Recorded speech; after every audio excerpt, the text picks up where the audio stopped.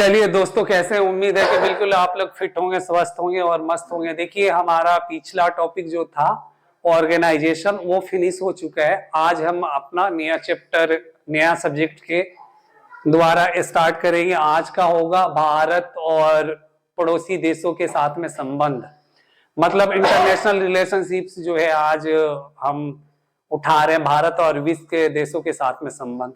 तो आज का पहला टॉपिक हमारा होगा इंडिया और पाकिस्तान की रिलेशनशिप पे हम बात करेंगे। चलिए चलते हैं टॉपिक के तरफ अपना। अच्छा, इसके साथ ही जिन लोगों ने हमारे चैनल को सब्सक्राइब नहीं किया, MM ग्लोबल करियर को यूट्यूब पे आप लोग सब्सक्राइब करें, वॉचिंग कीजिए, लाइक दीजिए और व्यू दीजिए। आप लोगों से यही आशा और उम्मीद करता हूँ। चलिए टॉपिक की तरफ चलते हैं। आज का टॉपिक हमारा है भारतवर्ष से पाकिस्तान के संबंध, भारत और पाकिस्तान का संबंध। भारत पाकिस्तान के बीच दर्शकों से राजनीतिक द्वंद्व के साथ साथ भौगोलिक द्वंद्व चल रहा है।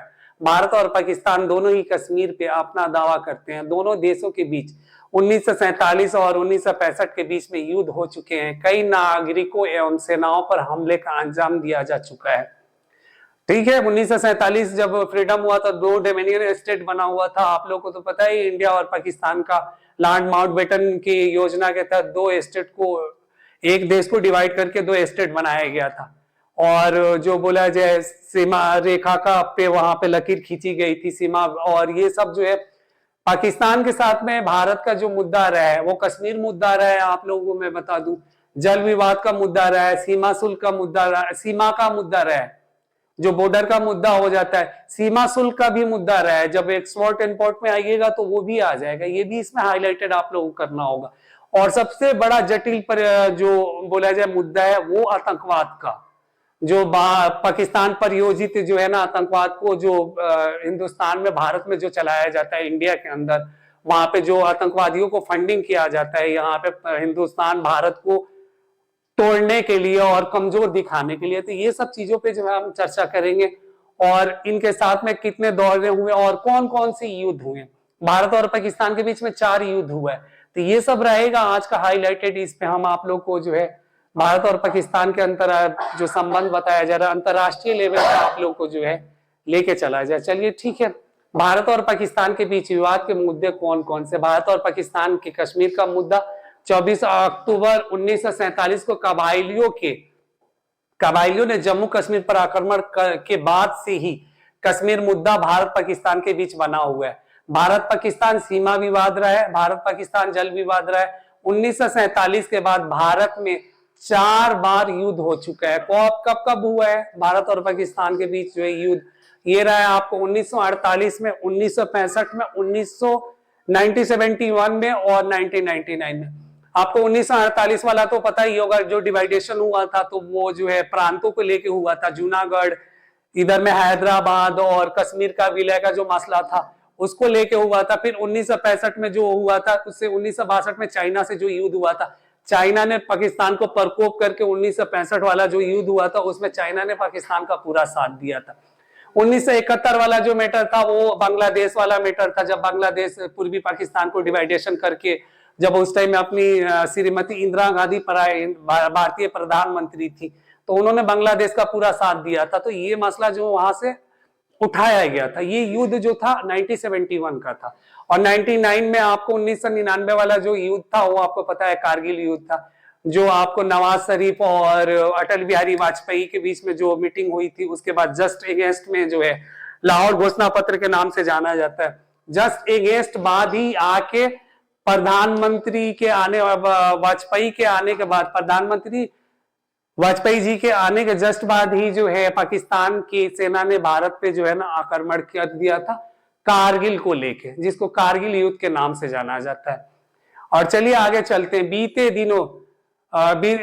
दिनों वर्ष अमेरिकी पूर्व राष्ट्रपति डोनाल्ड ट्रंप ने कश्मीर मुद्दे पर एक विवादास्पद बयान दिया था। राष्ट्रपति ट्रंप के मुताबिक अमेरिका भारत और पाकिस्तान के बीच मौजूदा कश्मीर के मुद्दों पर मध्यस्थ करने के लिए तैयार है। अमेरिकी पूर्व राष्ट्रपति ने अपने इस बयान के पीछे तर्क देते हुए कहा था कि जापान के ओसाका में हुए G20 शिखर सम्मेलन के दौरान भारतीय प्रधानमंत्री नरेंद्र मोदी ने कश्मीरी मामला को सुलझाने में उनकी मदद मांगी थी। हालांकि ट्रंप के इस बयान का भारत ने तुरंत खंडन किया था। ट्रंप के बयान पर भारत की प्रतिक्रिया। इस मामले पर संसद में बयान देते हुए विदेश मंत्री एस जयशंकर ने कहा था कि मैं सदन को स्पष्ट रूप से आश्वस्त करना चाहता हूं कि प्रधानमंत्री द्वारा अमेरिका के पूर्व राष्ट्रपति डोनाल्ड ट्रंप से ऐसी कोई अनुरोध नहीं किया गया था। उन्होंने कहा कि शिमला समझौता और लाहौर घोषणा पत्र भारत और पाकिस्तान के बीच सभी मुद्दों को द्विपक्षीय तौर पे हल करने का आधार प्रदान किया गया था। और इसी जो है लाहौर घोषणा पत्र और शिमला समझौता के थ्रू भी इंडिया और पाकिस्तान का जो है भारत और पाकिस्तान के बीच के संबंधों को आगे बढ़ाया जा सकता है बातचीत के द्वारा। ये बात कही गई थी। ट्रंप ने जो है ऐसे ही अपने मन मुताबिक बोला था, मगर उन्होंने दोनों सदनों में जो है भारत के विदेश मंत्री थे, उन्होंने उसका खंडन किया था कि ऐसी प्रधानमंत्री की ओसाका G20 जो सम्मेलन हुआ था, कोई बात ट्रंप से नहीं हुई थी। ठीक है, आगे की तरफ आइए। पाकिस्तान का अमेरिका दौरा। बीते वर्ष दिनों पाकिस्तान के पूर्व राष्ट्रपति इमरान खान अमेरिकी दौरे पे 3 दिन के बाद अमेरिका से लौटे और प्रधानमंत्री अपने इस दौरे को अहम मान रहे थे। हालांकि आर्थिक तंगी से जूझ रहे पाकिस्तान को अमेरिका ने कोई मदद नहीं की थी। तत्पश्चात पाकिस्तान के इस दौरे के दौरान अमेरिका के पूरा ध्यान अफगानिस्तान में शांति बहाल करना और शांति वार्ता को लेकर केंद्रित था।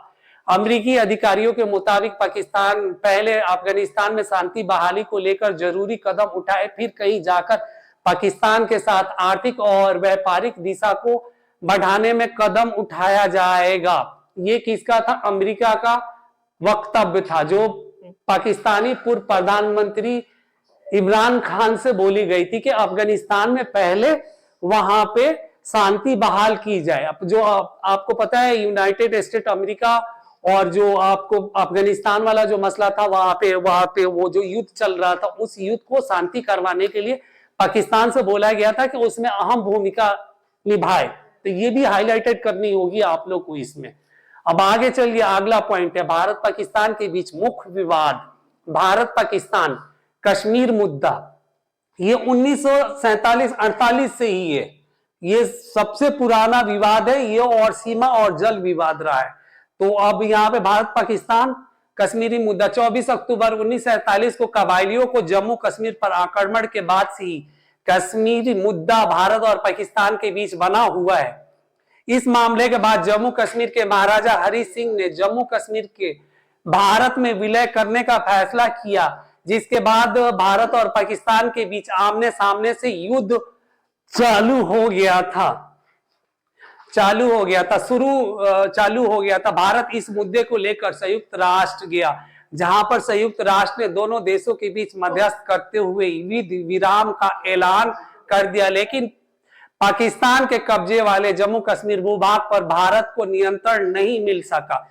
इस युद्ध के बाद से ये एक और जहां भारत पाकिस्तान अधिकृत को अपना अभिन्न अंग बताते हुए वापस लौटने का बात कहता है, वहीं कश्मीर को भी पाकिस्तान अपने कब्जे में करने की में लगा रहता है। कश्मीर में चरमपंथी उभार, कश्मीर घाटी में चरमपंथी उभार 1989 से दिख रहा है। कुछ इस्लामिक चरमपंथी गुटों ने कश्मीर को भारत से आजाद करने का और पाकिस्तान में शामिल किए जाने के लिए विरोध शुरू किए। उस दौर से शुरू ये विद्रोह आज भी तरह तरह से घाटी में देखने को मिलता है। हालांकि ये पूरी दुनिया को मालूम है कि कश्मीर में आजादी की मांग करने वाले इन इस्लामिक चरमपंथी गुटों के पीछे पाकिस्तान का हाथ है, जो उन्हें पैसा और हथियार दोनों मुहैया समय समय पर कराता रहता है।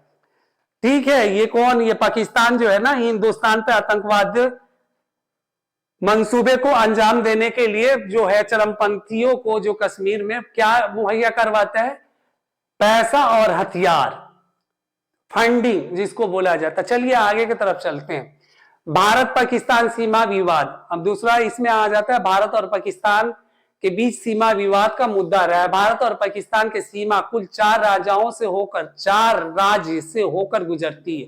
ये 4 राज्य कौन कौन से है? पंजाब, गुजरात, राजस्थान के साथ ही जम्मू कश्मीर राज्य में ये राजस्थान हो गया आपको, गुजरात हो गया, राजस्थान आपको पंजाब हो गया, और जम्मू एंड कश्मीर हो गया।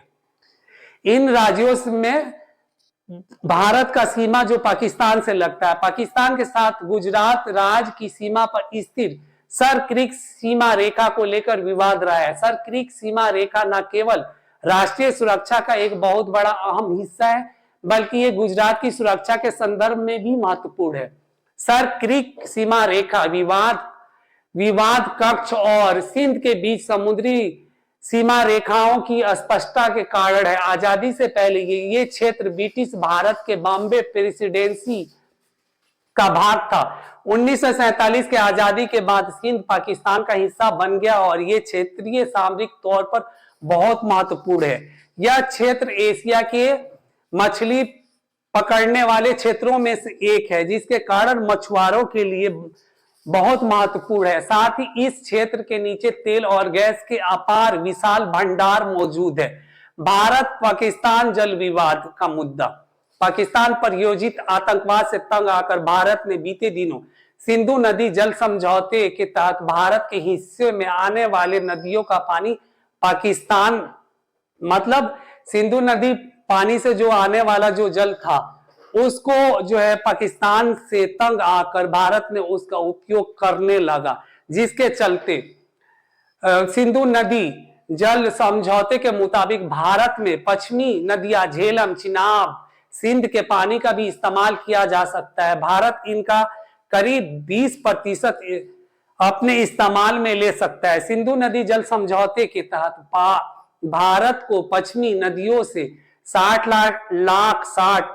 36 लाख जो एकड़ फीट पानी से भारत किसको मिलेगा? 36 लाख एकड़ फीट पानी पाकिस्तान को, और भारत को क्या मिलेगा?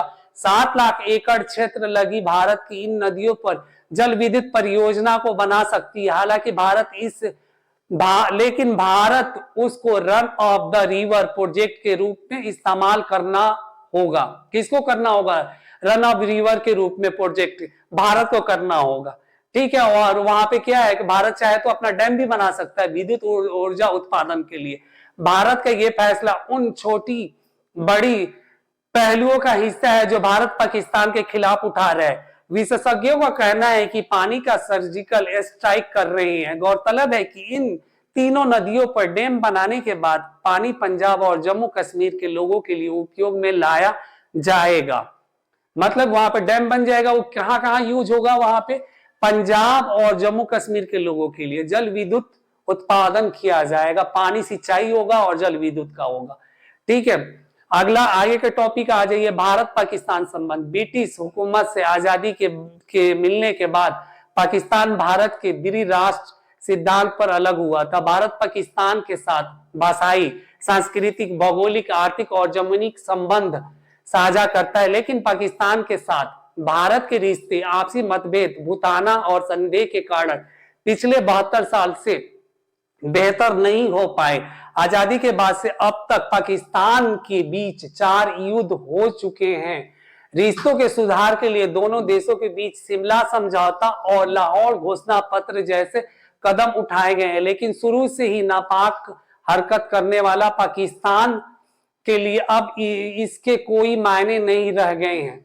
अगला टॉपिक मतलब क्या है कि यहाँ पे भी पाकिस्तान अपना चाल चल दिया, जो है ना आपको शिमला समझौता, यूनाइटेड नेशन के चार्टर एक्ट के तहत शिमला समझौता और लाहौर घोषणा पत्र 2 हुआ था। लाहौर घोषणा पत्र के जस्ट बाद जो है ना कारगिल वाला युद्ध हुआ, वो आगे मैं आप लोगों को हाईलाइटेड करूंगा।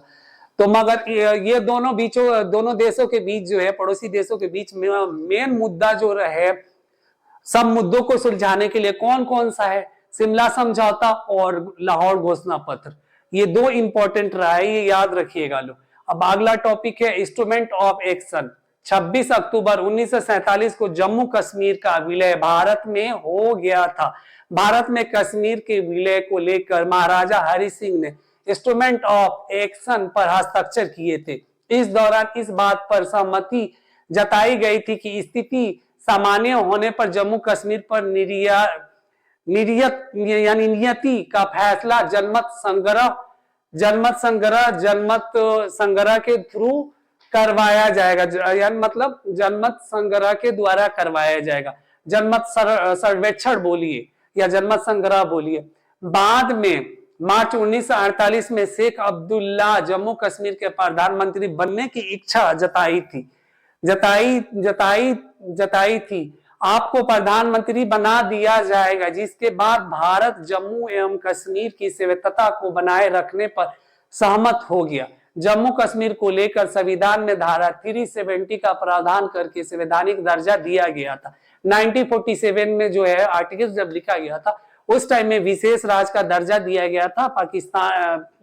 पाकिस्तान के जो अधिकृत जो जम्मू कश्मीर है उसको, और जो भारत अधिकृत कश्मीर है, पूरे कश्मीर की बात कही गई थी, जहां पे 370 लागू किया गया। मगर पाकिस्तान अधिकृत जो कश्मीर है वहां पे 370 पाकिस्तान लागू होने नहीं दिया, और उस पे उसने बवाल खड़ा कर दिया और यूएनओ में गया। वहां पे आपको जिनेवा कन्वेंशन, ये वो लंद फंद के चक्कर में जो है ना, ये चीजें वो पाकिस्तान कभी नहीं माना। पाकिस्तान नहीं माना। इंडिया ने बोला जो पाकिस्तान अधिकृत कश्मीर है वो भारत का अभिन्न अंग है। एग्रीमेंट के थ्रू जो जम्मू कश्मीर के जो महाराजा हरि सिंह थे उनके द्वारा जो एग्रीमेंट हुआ था, उसके अकॉर्डिंग देखा जाए तो पाकिस्तान अधिकृत जो कश्मीर है वो भारत का अभिन्न अंग है। नेहरू लियाकत समझौता 1950, प्रधानमंत्री पंडित जवाहरलाल नेहरू और पाकिस्तान के प्रधानमंत्री लियाकत अली खान के बीच 8 अप्रैल 1950 को दिल्ली में एक समझौता हुआ था। इस समझौते का मकसद दोनों देशों के बीच शरणार्थी, संपत्ति, अल्पसंख्यकों के अधिकार और भविष्य में युद्ध की संभावना, मतलब भविष्य में युद्ध जो वार है, भविष्य में वार की संभावना ना हो, जैसे मुद्दे पर समझौता हुआ था। तो ये रह गया आपको क्या, किस पे हुआ था, जो दोनों बीच के किस में हुआ था, पंडित जवाहरलाल नेहरू में और लियाकत अली खान में हुआ था। मगर ये समझौता विफल रहा। याद ये भी लिखना पड़ेगा, ये समझौता आगे तक टिकाऊ नहीं रहा, विफल रहा। आगे की तरफ आइए। सिंधु नदी जल संधि 1960 में आजादी मिलने के बाद कई अन्य मुद्दों को लेकर विवाद शुरू हो गया। भारत से पाकिस्तान जाने वाले इन 6 नदियां झेलम, चिनाब, रावी, व्यास और सतलज को लेकर विवाद चल रहा था। सालों चर्चा वार्ता के बाद जो 19 दिसंबर 1960 को विश्व बैंक, वर्ल्ड बैंक की सहायता से भारत और पाकिस्तान के बीच सिंधु नदी जल संधि समझौता हुआ। समझौते के मुताबिक 3 पूर्वी नदियों में रावी, व्यास और सतलज के पानी पर भारत को पूरा हक दिया गया था, जबकि बाकी 3 पश्चिमी नदियां झेलम, चिनाब, सिंधु के पानी को पाकिस्तान को दे दिया गया था।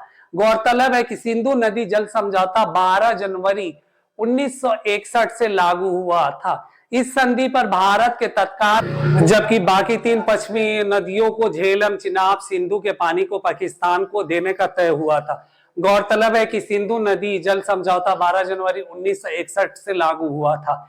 इस संधि पर भारत के तत्काल प्रधानमंत्री जवाहरलाल नेहरू और पाकिस्तान के तत्कालीन राष्ट्रपति अयूब खान ने रावलपिंडी में दस्तखत किए थे। इसके अलावा एक छोटा सा हिस्सा चीन और अफगानिस्तान को भी मिला हुआ है। सिंधु नदी जल संधि पर पाकिस्तान की आपत्ति यह है कि भारत पाकिस्तान के हिस्से के पानी का प्रयोग कर रहा है, जबकि भारत का कहना है कि ग्लेशियर और बरसात कम होने के कारण जल का संकट उत्पन्न हो गया है, जिसके वजह से भारत सिंधु नदी का जल उपयोग कर रहा है। अगला टॉपिक की तरफ, ताशकंद समझौता 1966 में ताशकंद समझौते भारत और पाकिस्तान के बीच 10 जनवरी 1966 को हुआ था। ये एक शांति समझौता था। ये समझौता 1965 के भारत पाकिस्तान युद्ध के बाद हुआ था।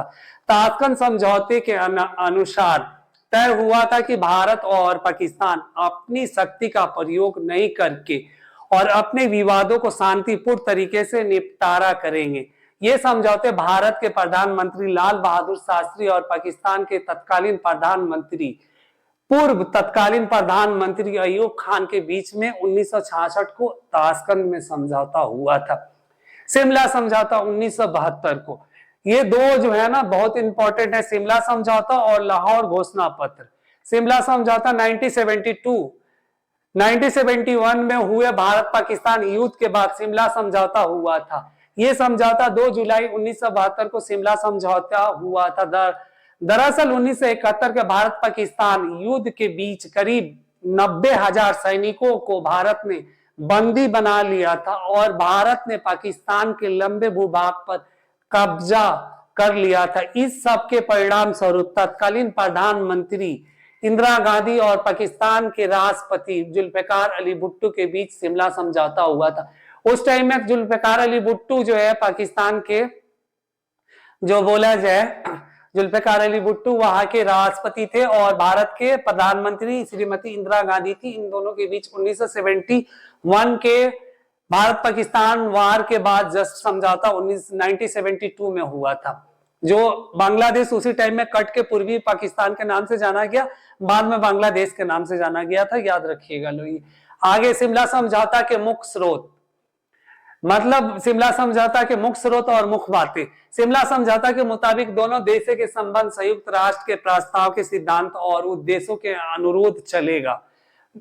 दोनों देशों के बीच होने वाले सभी मतभेदों और आपसी विवादों के द्विपक्षीय बात के जरिए हल किया जाएगा। यदि दोनों देशों के बीच में कोई मुद्दा लंबित रह जाता है तो कोई देश उस मुद्दे को लेकर स्थिति में बदलाव करने की एक तरफा कोशिश नहीं करेगा। दोनों देश किसी भी ऐसी गतिविधियों में शामिल नहीं होंगे जो शांति और सुरक्षा के लिए खतरा पैदा उत्पन्न करते हों। समानता और आपसी लाभ के आधार पर एक दूसरे के मामले में हस्तक्षेप नहीं करेंगे।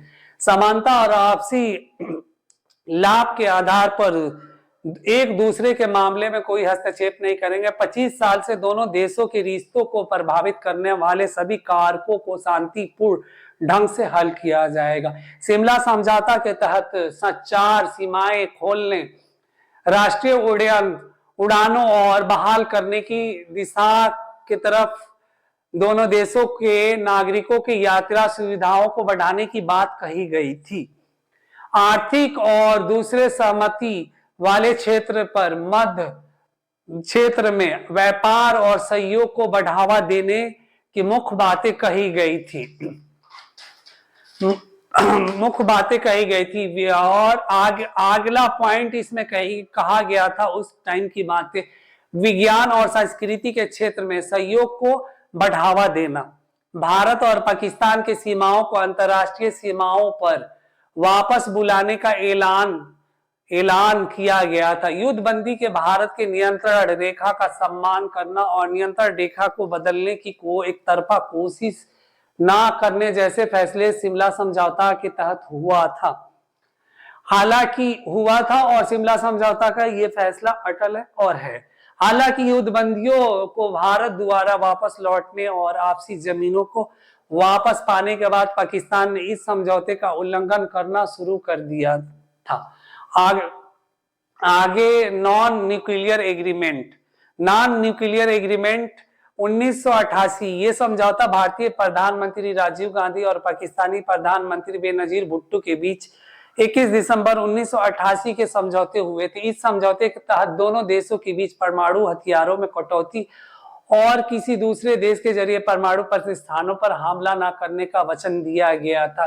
किनके बीच में? बेनजीर भुट्टो पाकिस्तान की प्रधानमंत्री थी और भारत के प्रधानमंत्री थे आपको राजीव गांधी के बीच में ये समझौता हुआ था।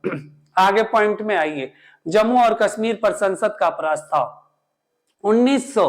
1994 में 22 फरवरी 1994 को संसद के दोनों सदनों ने पारित एक प्रस्ताव के तहत पाकिस्तान अधिकृत कश्मीर को भारत का अभिन्न अंग माना गया है। प्रस्ताव में कहा गया है कि पाकिस्तान अधिकृत कश्मीर भारत का अभिन्न अंग है और हमेशा रहेगा। भारत अपने इस भाग को खुद में विलय करने के लिए हर संभव प्रयास और कोशिश करेगा। इसके अलावा इस प्रस्ताव में इस बात का भी जिक्र किया गया है कि भारत में पर्याप्त क्षमता और संकल्प है कि वह पाकिस्तान के नापाक इरादों को मुंहतोड़ जवाब दे और देश की एकता, अखंडता, क्षेत्रीय अखंडता और सुरक्षा के खिलाफ होने वाले कोई भी कार्रवाई का मुंहतोड़ जवाब दिया जाए। 1994 में पारित इस प्रस्ताव में भारत ने पाकिस्तान को जम्मू कश्मीर के उन इलाकों को खाली करने की बात कही है जिस पर उसने कब्जा किया हुआ है। सदन का मानना है कि पाकिस्तान अधिकृत कश्मीर में पाकिस्तान की तरफ से अधिक आतंकियों को हथियार और धन की सप्लाई के साथ साथ आतंकियों को भारत में घुसपैठ करने की में मदद करता रहता है। लाहौर घोषणा पत्र 1999 में शिमला समझौता के बाद भारत ने एक बार फिर लाहौर घोषणा पत्र के जरिए दोनों देशों को बेहतर बनाने का प्रयास किया 21 फरवरी 1999 को 12 फरवरी 1999 को तत्कालीन भारतीय प्रधानमंत्री अटल बिहारी वाजपेयी और भारत के तत्कालीन प्रधानमंत्री अटल बिहारी वाजपेयी और पाकिस्तान के प्रधानमंत्री नवाज शरीफ के बीच लाहौर में एक घोषणा पत्र पर दस्तखत हुआ था, हस्ताक्षर हुआ था। लाहौर घोषणा पत्र के नाम से जाना जाता है। सभी मुद्दों को भुलाकर दोनों देशों के संबंधों को बेहतर बनाने की बात पेशकश की गई थी। इसके अलावा नई दिल्ली से लाहौर तक हफ्ते में 2 बार बस सेवा सदाए सरहद की शुरुआत की गई है। लाहौर घोषणा पत्र 1999 के मुख्य 1999 के मुख्य बातें, लाहौर घोषणा पत्र में मुख्य बातें क्या क्या कही गई थी? नियमित अंतराल पर दोनों देशों के विदेश मंत्री बैठक करेंगे और आपसी हितों के मुद्दों पर चर्चा करेंगे। विश्व व्यापार से जुड़े मुद्दों पर विचार विमर्श की सहमति और वीजा नियमों को आसान बनाना, बुनियादी यहाँ पे युद्ध बंदियों को असैनिक बंदियों के जांच के लिए मंत्री स्तर पर 2 सदनीय समिति का गठन किया गया था। सुरक्षा धारणाओं और परमाणु सिद्धांतों पर विचार विमर्श करेंगे। मिसाइल उड्डयन परीक्षणों के पूर्व सूचना देना, परमाणु खतरों को कम करने के लिए राष्ट्रीय कदम उठाना, पहले न्यूक्लियर टेस्ट ना करने के वादों का पालन करना, यूएनए के चार्टर एक्ट के सिद्धांतों के लक्ष्यों के प्रति प्रतिबद्धता निभाना इत्यादि था। आपसी विश्वास के लिए समय समय पर विचार विमर्श, सुरक्षा स्थिरीकरण और परमाणु प्रसार के मुद्दों पर द्विपक्षीय वार्ता था। लाहौर घोषणा पत्र को एक दूसरे से संसद में मंजूर किया गया था। इस घोषणा पत्र के मात्र 3 बाद ही पाकिस्तान ने कारगिल में युद्ध कर दिया। आपको पता है पाकिस्तान में जब कारगिल में युद्ध हुआ था तो पाकिस्तान को कितने मुंह के बल गिरना पड़ा और कैसे जो है ना, आपको पाकिस्तान के जो प्राइम मिनिस्टर थे नवाज शरीफ को जो बोला जाए पूरा बिल्कुल उनकी जो हवा निकल गई थी और उनका जो सपना था, जो ख्वाब था ना कारगिल को अपने अधिपत्य लेने के लिए, कारगिल को अपने क्षेत्र अधिकार बनाने के लिए, वो सपना ही रह गया। और पाकिस्तान की जो है ना, वो बोला जाए ना टायर वाली जो बोला जाए उनका जो मानसिकता है बिल्कुल, और जो बोला जाए उनकी जो फंडिंग और जो भारत के अगेंस्ट में उनका जो फंडिंग करके और आतंकवाद को परियोजित करना, तो वो सपना ही सपना रहेगा उनका, कभी भी जो है ना यहाँ पे कामयाबी नहीं मिलनी है। और जो भारत अधिकृत जो कश्मीर है और पाकिस्तान अधिकृत जो कश्मीर है वो भारत का जो अभिन्न अंग है। आपने अभी देखा ना 370 भी हट गया और जो भारत अधिकृत जो कश्मीर था वो भारत का एक अहम हिस्सा बना लिया गया। वो भी उसी तरीके से भारत पाकिस्तान अधिकृत कश्मीर है वो भारत में विलय बहुत जल्द होगा, तो इसका भी थोड़ा हाईलाइटेड वहां पे कीजिएगा लो आप इसमें। चलिए आगे टॉपिक की तरफ चलते हैं। इसमें भारत पाकिस्तान के आर्थिक संबंध। भारत पाकिस्तान हेड ऑर्गेनाइजेशन के मुताबिक 2018-19 में भारत पाकिस्तान के बीच कुल 2.05 बिलियन अमेरिकी डॉलर का व्यापार था। मौजूदा समय में भारत पाकिस्तान के सब्जी, कपास, प्लास्टिक और लोहे का व इस्पात जैसे सामानों का निर्यात करता है, जबकि भारत पाकिस्तान से मसाले, फल और सीमेंट जैसे सामानों का खरीदता है। आगे के topic MFN must forward nation. Bharat ने पाकिस्तान से वापस लिया MFN का दर्जा। पाकिस्तान प्रायोजित आतंकवाद के चलते भारत ने इस साल पाकिस्तान से मस्ट फॉरवर्ड नेशन का भी दर्जा वापस ले लिया है। गौरतलब है कि मोस्ट फेवर्ड नेशन दर्जा किसी देश के साथ द्विपक्षीय कारोबार को बढ़ावा दिए जाने के लिए दिया जाता है। MFN दर्जा के जरिए ही किन्हीं भी 2 देशों के बीच जो साझा व्यापार की नींव तैयार होती है। MFN दर्जे के जरिए इससे आयातित सामानों पर लगने वाले सीमा शुल्क तथा अन्य दूसरे टैक्स को सहूलियत दी जाती है। इसके अलावा MFN घरेलू प्रशासन के लिए फायदेमंद होता है। इसके जरिए अंतर्राष्ट्रीय व्यापार के नियमों को आसान बनाया जाता है और साथ ही साथ उसमें अधिक पारदर्शिता पाई जाती है। आगे टॉपिक के तरफ, आतंकवाद के चलते फटअप गे लिस्ट में शामिल हुआ पाकिस्तान। आतंकवाद को पनाह देने के चलते अंतर्राष्ट्रीय संस्था financial action task force FATF ने पाकिस्तान को गे लिस्ट की सूची में रखा है। फटअप के मुताबिक पाकिस्तान जैसे मोहम्मद लश्कर तैयबा जामातुद्दावा जैसे आतंकवादी संगठन फी फंडिंग रोकने के में नाकाम रहा है। फटअप ने पाकिस्तान को चेतावनी देते हुए कहा है कि अगर अक्टूबर 2019 तक पाकिस्तान इसकी 27 मांगों पर काम नहीं करता है तो उसे गे लिस्ट में डाल दिया जाएगा। परमाणु और मिसाइल कार्यक्रम में चीन पाकिस्तान को साथ दे रहा है, मदद कर रहा है। ये अगला पॉइंट होगा, ये बहुत इंपॉर्टेंट टॉपिक पॉइंट है, इसका हाईलाइट जरूर कीजिएगा लोग। अगर आप लोग मेंस लिखने अगले वर्ष जाइएगा तो ये पॉइंट जरूर याद रखिए। भारत और पाकिस्तान ने परमाणु प्रतिष्ठानों पर हमले के नियंत्रण से जुड़े एक समझौते पर हस्ताक्षर किए हैं। हालांकि भारत और पाकिस्तान दोनों के ही पास परमाणु संपन्न हथियार है, लेकिन उनके परमाणु सिद्धांतों पर परस्पर विरोधाभासी हैं। भारत एक और जहां परमाणु हथियारों का पहला इस्तेमाल नहीं करने की बात करता है और नीतियों का पालन करता है, वहीं पाकिस्तान ऐसी कोई दिशा मंशा जाहिर नहीं होता है पाकिस्तान की। इसके अलावा मिसाइल और परमाणु कार्यक्रम में चीन और पाकिस्तान की मदद कर रहा है। मतलब चीन पाकिस्तान को और भड़काने वाले काम कर रहे हैं कि पाकिस्तान जो है ना भारत पे हमला करे, तो इसकी मुंह तोड़ जवाब दी जाएगी भारत की तरफ से पाकिस्तान और चाइना दोनों को।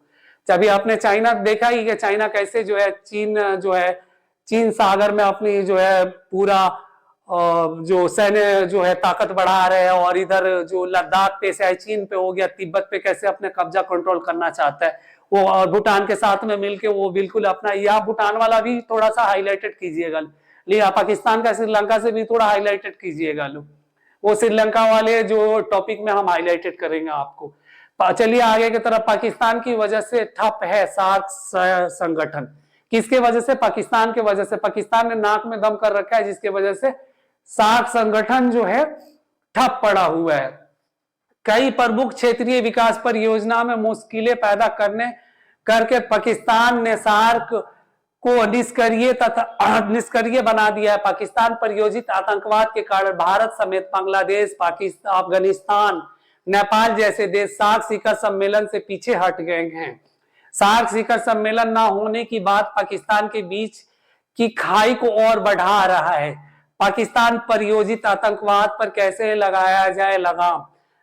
दरअसल भारत और पाकिस्तान के बीच 3,323 किलोमीटर लंबी अंतर्राष्ट्रीय सीमा है। जानकारों का कहना है कि सीमा सुरक्षा और मजबूत और आधुनिक बनाए जाने की जरूरत है। इसके अलावा समय युद्ध तरीकों से व्यापक एकीकृत सीमा प्रबंधन प्रणाली को भी तैयार किया जाना चाहिए। साथ ही भारत तट रक्षक और दूसरी एजेंसियों के बीच उच्च स्तरीय समन्वय स्थापित करने की बात कही गई है करके, और तटीय सुरक्षा और चौकसी को मजबूत किया जाना चाहिए, जिसमें भारतीय नौसेना, केंद्रीय औद्योगिक सुरक्षा बल, कस्टम और बंदरगाह शामिल हैं। ये आज का टॉपिक है। God bless.